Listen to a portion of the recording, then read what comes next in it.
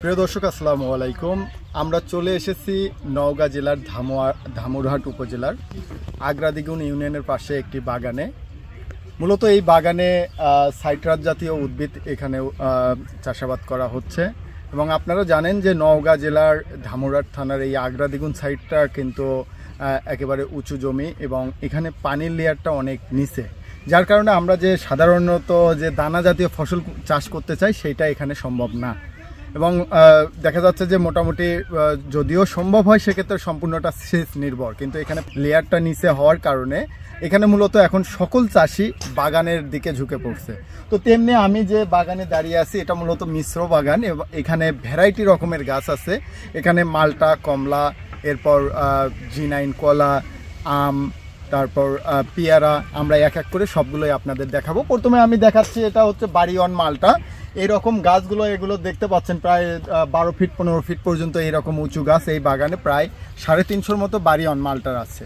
এবং আমরা বাগানের কাছ থেকে যে তথ্য পেলাম যে এই বাড়িওয়ান মালটাগুলো মূলত এখন আগের দিনে হয়তোবা এটা তেমন বাজারে প্রচলিত ছিল না, এখন কিন্তু আমরা বাজারে গেলেই কিন্তু দেখতে পাই যে বাড়িওয়ান মালটা বাজারে প্রচুর পরিমাণে আমদানি আছে এবং এটা মানুষজন কিনতেছে। বাড়িওয়ান মালটা দেখতে পাচ্ছেন আমার পেছনে যে গাছ, এরকম ভরপুর কিন্তু ফলন প্রতিটা গাছেই আমি দেখতে পাচ্ছি প্রতিটা ইতে একটা দুইটা করে এই ফল ধরা আছে। এবং বাড়িওয়ান মালটার আপনারা জানেন যে পেছনে হলো পয়সার মতো চিহ্ন থাকে। তো মূলত এই যে বাগানিরা যারা এক সময় এই জায়গাতে শুধুমাত্র একটা ফসল করতো, সেখানে কিন্তু এই বাগান করার ফলে তারা প্রতি 12 মাসই কিন্তু তারা বিভিন্ন ধরনের ফলজ গাছ এখানে উৎপাদন করে তারা কিন্তু এখান থেকে লাভবান হচ্ছে। এবং এখানে দেখতে পাচ্ছি আমি যে গাছের গ্রোথগুলো দেখতে পাচ্ছি এবং এই বাগানের বয়স হচ্ছে 3.5 বছর। এই 3.5 বছরে গাছের গ্রোথগুলো অনেক ভালো আছে। আর সবথেকে বড় কথা হচ্ছে পরিচর্যা। এখানে বাড়িওয়ান মালটার যে পরিচর্যাটা দরকার, তাদের যে নিয়মিত খাবার দেওয়া দরকার, তারপর বিভিন্ন ধরনের আগাছা পরিষ্কার বলেন, সেচ প্রদান বলেন, এইটা এখানে নিয়মিত করা হয়েছে বলে এখানে ভালো কিন্তু ফলাফল।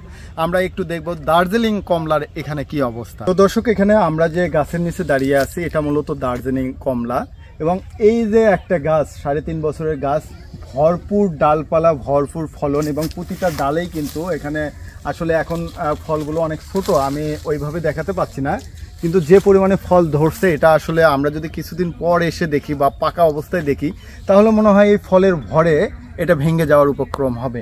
আর এই ফলগুলো দার্জিলিং কমলা আপনারা জানেন যে এটা কিন্তু প্রচুর মিষ্টি হয় এবং এটা কিন্তু পাকলে একেবারে হলুদ হয়ে যায়।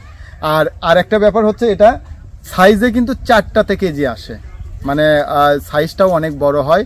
এবং জানেন যে নওগাঁর মাটি যেহেতু এটা আঠালো মাটি এবং এটা টান মাটি, যার কারণে এই ফলগুলো অনেক সুস্বাদু এবং মিষ্টি হয়।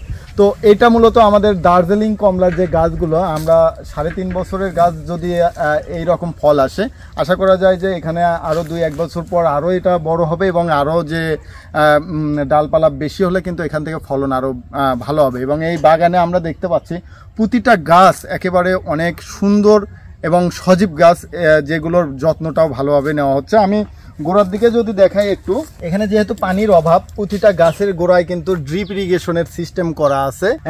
এটা 10 একরের একটি বাগান এবং পুরো বাগানেতে প্রতিটা গাছের গোড়ায় এরকম ড্রপার দিয়ে মূলত এটা মোটরের সাহায্যে পানি ওখানে স্টার্ট করা হয় আর পুরো বাগানে ড্রপার পদ্ধতিতে ফোঁটা ফোঁটা কিন্তু এখানে পানি পড়ে, যার কারণে এখানে এই গাছগুলো যে পরিচর্যাটা আমরা মূলত দেখা যাচ্ছে পানির অভাব ফিল করে এটা কিন্তু এখানে হয় না। তো আধুনিক প্রযুক্তি গ্রহণ করে কিন্তু এই বাগানগুলো করা হচ্ছে। তো আমরা একটু এর পরবর্তীতে আবার যাব, আমরা একটু G9 কলার বাগানে, সেখানে কি পরিস্থিতি আমরা দেখব। তো দর্শক, আমি এখানে দেখতে পাচ্ছেন যে আমি যে কলার গাছের পাশে দাঁড়িয়ে আছি, এটা মূলত G9 কলা, টিস্যু কালচারের যে চারা উৎপাদন করা হয় এই কলার গাছ। আমরা মূলত বাজারে যে কলাগুলো খাই, সাধারণত যে কলাগুলো খাই, এই কলাগুলোর থেকে কিন্তু এই কলাগুলো বেশি মিষ্টতা এবং এইটার স্বাদটা অনেক বেশি। আর G9 কলা আসলে মূলত এখন বর্তমানে ব্যাপক আকারে মানুষের কিন্তু একটা আশার আলো নিয়ে এসেছে। এর কারণ হচ্ছে এই গাছগুলো 3 বছর পর্যন্ত ফলন পাওয়া যায়, অর্থাৎ পরপর 3 বার আমরা কলা নিতে পারবো।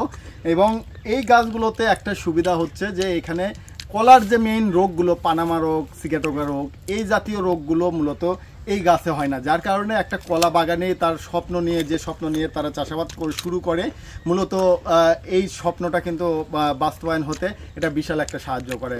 আমরা জানি এই পানামা বা সিগাটকা রোগে কিন্তু আমাদের পুরো বাগানও অনেক সময় ধ্বংস হয়ে যায়।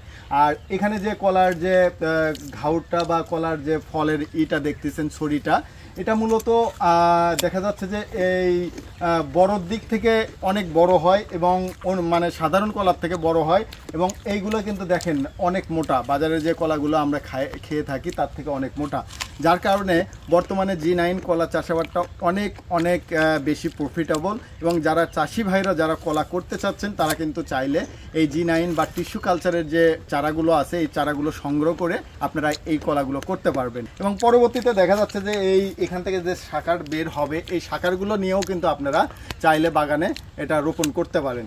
আর এইখানে কিন্তু একটা প্রযুক্তি দেখতে পাচ্ছেন যে প্রতিটা কলার যে মোচাটা বা কলার যে ছড়িটা আছে এক সাইডে হেলানো। এর কারণ হচ্ছে যে এটা কিন্তু কলার বাগানে যারা আছেন তারা এটা ভালো করেই জানেন যে অনেক সময় ঝড় বৃষ্টির কারণে দেখা যাচ্ছে কলার গাছ ভেঙে যায়, যার কারণে এটা এমনভাবে দেওয়া হয় যে উঠিন করে দেওয়া হয় যাতে বাতাস হলেও যেন এটা অন্তত বাতাস থেকে কিছুটা হলেও রক্ষা পায়। তো এখানে মূলত G9 কলার বিশাল একটা বাগান, এবং এখানে এই কলার বাগানের মধ্যে কিন্তু এই যে মালটার গাছ দেওয়া আছে। তার মানে হচ্ছে যে এখানকার যে টার্গেট করে উনি এটা করছে সেটা হচ্ছে যে এখানে যখন কলাটা 3 বছর হয়ে যাবে এর মধ্যে এই গাছটা মোটামুটি একটা শেপে চলে আসবে, এরপর এই কলার গাছগুলো আউট করবে, এই গাছগুলোতে ফল ধরা শুরু হবে। তার মানে উনি মিশ্র বাগানে একই সাথে কিন্তু কলার গাছ কলাও খাচ্ছে, তার সাথে কিন্তু মালটার একটা বাগান যেটা উনি তৈরির পরিকল্পনা সেটা কিন্তু এখানে বাস্তবায়ন করছে। তো আমরা একটু দেখব যে এখানে আরও কিছু মালটা আছে ভিয়েতনামি 12 মাসি মালটা, সেই মালটাগুলোর একটু অবস্থা দেখব। দর্শক, আমি যে গাছের পাশে দাঁড়িয়ে আছি এটা হচ্ছে ভিয়েতনামি 12 মাসি মালটা যেটা বলা হয়। মূলত একই ডালে প্রায় দেখা যাচ্ছে 3টা 4টা 5টা পর্যন্ত একই ডালে কিন্তু এই মালটাগুলো ধরছে, এবং এইটা কিন্তু দেখেন ছোট অবস্থায় কি পরিমাণে ভরপুর ফলন এখানে চলে আসছে অলরেডি, যদিও সাইজে এগুলো ছোট, বড় হলে আরও বেশি ভালো লাগতো দেখতে। তো এই যে আপনার মিশ্র বাগানের মধ্যে ইনি কিন্তু একই সাথে আম গাছ এবং মালটা গাছ, যখন এক সময় দেখা যাচ্ছে যে এই গাছগুলো যখন বড় হয়ে যাবে এখান থেকে ফলন নেওয়ার পর যদি এটি বেশি চাপানো হয় আস্তে আস্তে এই গাছগুলো কেটে আবার ফাঁকা করে দেওয়া হবে। তো এই যে ভিয়েতনামি 12 মাসি যে মালটাটা এটাও কিন্তু আমরা 12 মাস পাচ্ছি। এই বাগানটা এইভাবেই করা হয়েছে যাতে করে এই বাগান থেকে সিজনাল না, এটা 12 মাসই একের পর এক আমরা ফলগুলো পেতে পারি এবং সেটা বাজারে চাহিদা পূরণ করতে পারি।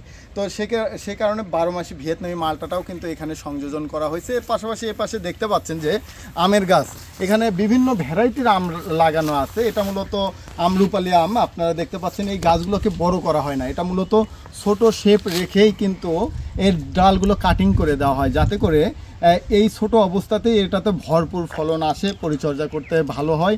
এবং এই অল্প জায়গা দেখা যাচ্ছে এটা অল্প জায়গা নিয়েছে, পাশাপাশি কিন্তু আরও অনেক গাছ দেওয়া আছে, একটা গাছের সাথে আর একটা গাছের ডিস্টার্ব হয় না। যখনই এটা অনেক বড় করা হবে তাহলে দেখতে পাচ্ছেন যে আশেপাশে 3-4টা গাছ কিন্তু কেটে ফেলতে হবে। ঠিক তেমনিভাবে এ পাশে পিয়ারার গাছও এখানে একইভাবে রাখা আছে, পিয়ারা আম কাটিমন আম এটাই একসাথে রাখা আছে। এবং আমি যদি একটু পিয়ারা দেখাই দর্শক, এখানে কিন্তু এই বাগানগুলোর মধ্যে মিশ্র বাগান যেহেতু এখানে এক পাশে আম এক পাশে কিন্তু মাঝখানে পিয়ারা রাখা আছে, আবার আম রাখা আছে, আবার সাইড দিয়ে এখানে ভিয়েতনামি মালটাও আছে। তো এই যে পিয়ারা আম ভিয়েতনামি মালটা একই সাথে করার কারণটা কি? এর কারণটা হচ্ছে যে পিয়ারাটা কিন্তু দেখেন সব মাথা কেটে কিন্তু এটা ছোট অবস্থায় শেপ রাখা হচ্ছে। পিয়ারার গাছ সর্বোচ্চ ফলন দেবে 4 থেকে 5 বছর। এই 4-5 বছর পরে এই জায়গাটা আমার একেবারে খালি হয়ে যাচ্ছে, কিন্তু এর ব্যাকআপ হিসেবে কিন্তু এখানে ফলজ গাছ যেটা দীর্ঘমেয়াদী ফল দেবে আম গাছ এবং ভিয়েতনামি মালটার গাছ রাখা আছে।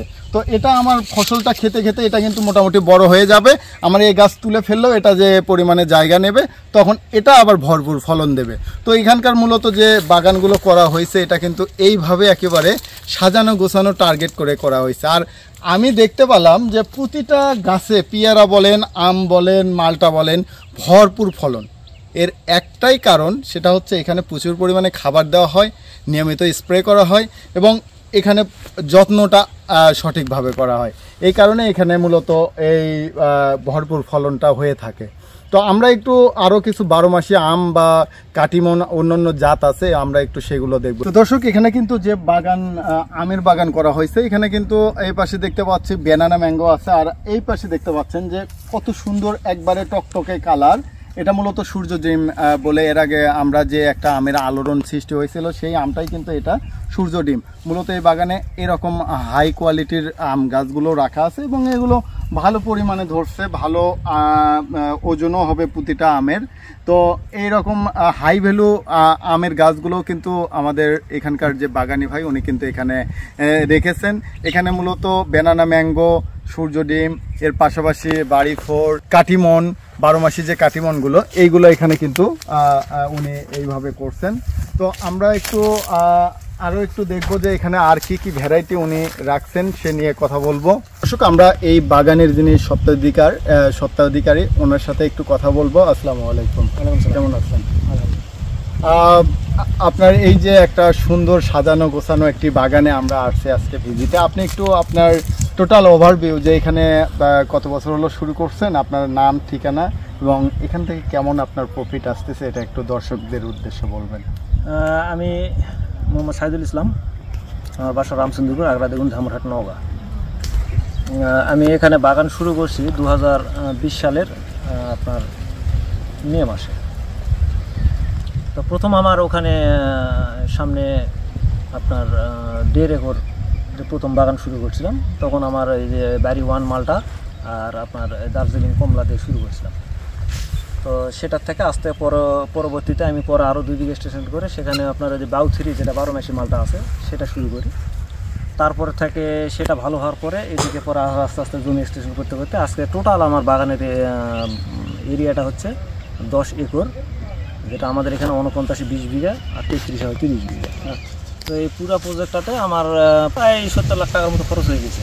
যদি এখানে এত খরচ হতো না, মানে এখন যদি আমি করতে যাই সেটা আমি আরও অনেক কম, অনেক কিছু বুঝে উঠছে না। হ্যাঁ, অনেক কিছু তখন হয়তো ভুল ভ্রান্তি হয়েছে। তো মোটামুটি এখান থেকে আপনার এখন পর্যন্ত কত টাকা আপনার এখানে আসছে? এখন আমার টোটাল বাগানে প্রতি বছর ম্যানেজমেন্ট খরচ লাগে আমার টোটালে লিজ মূল্য থেকে শুরু করে সার বীজ থেকে লোকজন থেকে শুরু করে এভরিথিং সব মিলে মোটামুটি আমার 22 লক্ষ টাকার মতন, 20-22 লক্ষ টাকার মতন খরচ।